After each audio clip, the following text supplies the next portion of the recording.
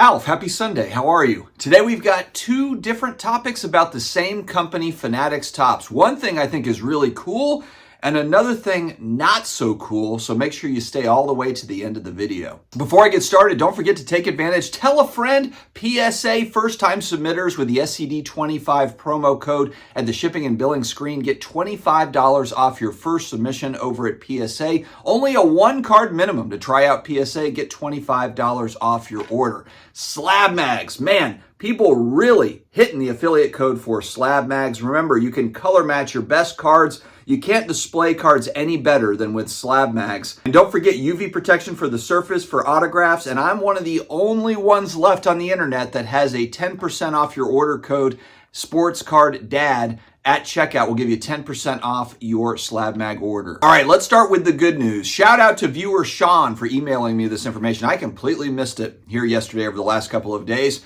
But Topps, the MLB, and ESPN announced that not only are they going to put rookie debut patches, of course, for the now famous MLB debut patch auto cards, which is going to translate over to the NBA and the NFL. That's exciting stuff.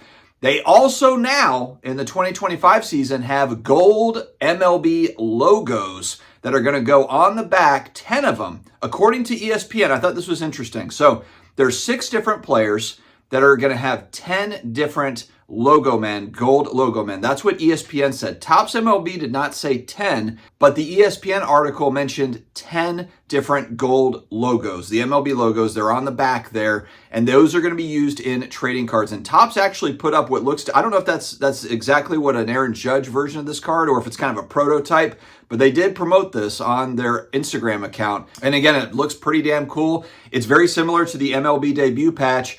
Just the way that the card is structured, you've got the patches right there centered up. You've got the autograph that's centered nicely, good photo, and then it shows 1 of 1. So that's where I'm kind of interested to see where they go with this, because ESPN is saying that they're going to have 10 different gold patches that are worn throughout the season that are going to be used. And so is it going to be 10 different 1 of 1 cards? How are they going to break that up? Or is it going to be out of 5 for some? How is that going to be done? I'm interested to see how they do that. And also, Topps did not announce which products, this is going to go in. Are these going to go into a specific product? Is it going to be Topps Now Chase stuff, where Aaron Judge has a huge game? And then, of course, you got the big chase, which will be one of these MLB gold debut patches. Or is it going to go into Topps Dynasty? Where is this going to be located? I'm interested to follow that. This is something that Topps has done really well, and they're leaning into this, where they've got great relationships. This is the big one that Michael Rubin brings to this whole thing, is his connection with the leagues and the players. And when he can just get on the phone and call the MLB commissioner and say, hey, we would like to do this, and partner with Nike and be able to make all this stuff happen. We have not seen anything like this in our hobby ever. So if you want to get excited about trading cards, and especially, my God, if you're a baseball card collector, we've talked about this.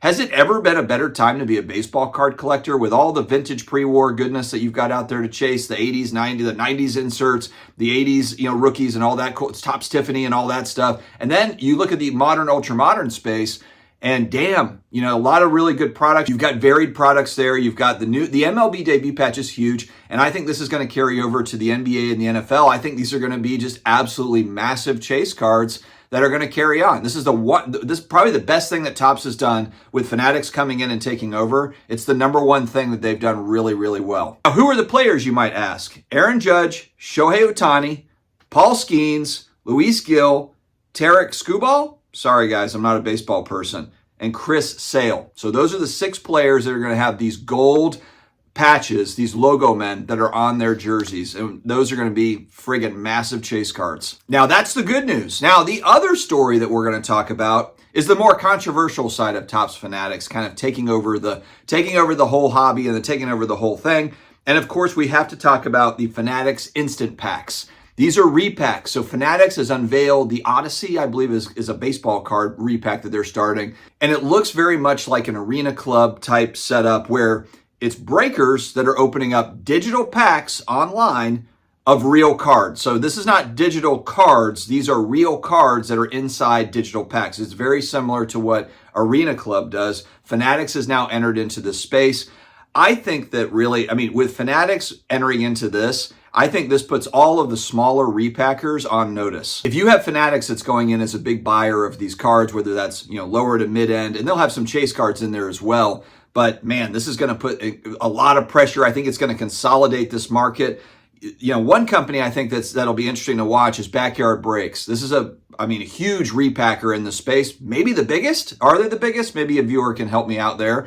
But with Fanatics entering it again, even a big kind of established company like a Backyard Breaks that's really pivoted a lot of their breaking business over to their golden ostrich repack or whatever the hell they call it, flamethrower repack or whatever. They've shifted a lot over to repacks. This is pretty interesting because if Fanatics really doubles down, triples down on this business, and then of course you've got the arena clubs of the world if they continue to expand, and other companies like this that are setting up more of a digital experience and making it very convenient for the customer. Because think about it, it's really all about convenience. When I think about the National, so at last year's National, I don't remember which repack booth it was, but there was a long line for people at the National for certain repackers to buy repacks, then to sell their cards back. So of course you open the repack, you've got the cards, and then there was another line, to get into then, can I sell these cards back? And so the digital part of this, so I can understand the digital convenience of this being appealing for people that don't want to stand in line for an hour at the National to buy a repack or to sell the cards back. I don't really understand, I guess, maybe the part that I'm not really getting is why do we need a breaker to open the digital pack? Why wouldn't this just be direct to consumer in the same way that Arena Club does it? I believe that's how Arena Club does it. Why wouldn't you just go on the Fanatics website and just do this yourself? But I digress, that's probably another video. The big thing here, and I think the takeaway is it's companies really trying to control the inventory. When you look at this, here's the options here. You open up your Fanatics Instant Pack, and you can, of course, have them shipped to you. You can also vault them. You can vault them in the Fanatics Collect vault. And guess what? You can also just go ahead and sell them on Fanatics Collect. And so you can see the circular thing that happens. Now, I think the big irony here with this is why are repacks popular in the first place? The reason why repacks are popular is because people don't feel like they're getting good enough value out of boxes and out of new product. And so it raises the demand for repacks because basically it's companies saying, you know what? I can do this better. I know that people want to come in and they want the kind of the gamble or the mystery of it. They want the mystery of opening a pack, a mystery box, if you will. Mystery boxes have been around forever in the hobby. And so companies have come up with different ways to create these products, and people enjoy this because they're like, you know what? I don't want to buy another $500, $1,000 hobby box of brand new product and get $40 worth of cards out of it.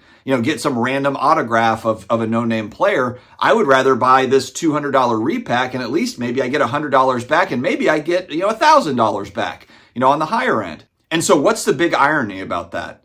Well, Topps gives 40%, is what Michael Rubin said, 40% of his new product to breakers, which artificially inflates the price of the thing because it's being fractionalized down. You're going to pay more because a breaker has it. Again, it just seems like common sense, and people don't really fight me on this because it's just facts at this point. Is there a place for breaks in this market? Absolutely. It serves a purpose. There's utility for people to get into breaks. Should it be 40+% of new product allocation? No. In my opinion, no. 20%, I might make a whole separate video on 20%. 20% is the magic number to me.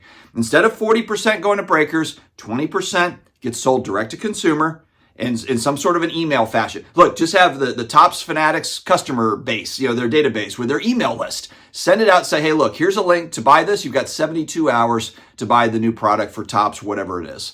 And then if you don't, if they have leftovers, shoot that over to the breakers. Then at least you've given a shot. You've given people a chance out there to be able to buy various different products at regular pricing without necessarily having to go through a break. Having almost half the product going through a break is pure insanity to me. And I get it. It's easy free marketing for Fanatics. It shoots out to their Fanatics Live folks, and they open up all the hits and scream and cry, and we all like wail on the ground and cry together about all the hits. But the highlights that you don't see, of course, are the 80 to 85% of those customers that are moping afterwards and wondering why the hell they did it in the first place and looking for a new hobby. Now let's look at the flip side. Let's play devil's advocate a little bit, the repack game. What is a result of repacks being very, very popular? Well, a lot of lower to mid-end slabs in particular, they're selling at elevated prices because they're just being sold back to a repacker that's able to put that back into a product and resell. And so it's elevating the price of a lot of lower to mid, probably $50 to $500 cards is probably elevating certain ones. Not all of them, but certain ones. My God, if you look at cards like Downtowns and Kabooms, how many repackers want Downtowns and Kabooms? All of them? You know, that is a perfect example of a specific type of card that is being elevated in price because you do have collectors for those cards. So I don't want to discount that. You do have people that actually want to buy and hold those cards.